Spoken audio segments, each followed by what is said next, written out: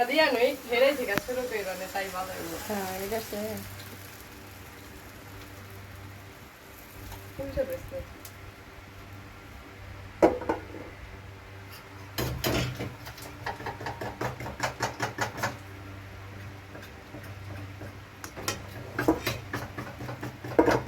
পাশে চালটা কম লাগে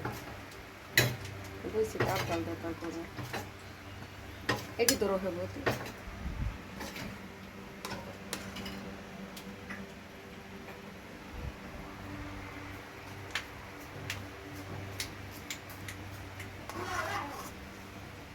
Dari ada berapa?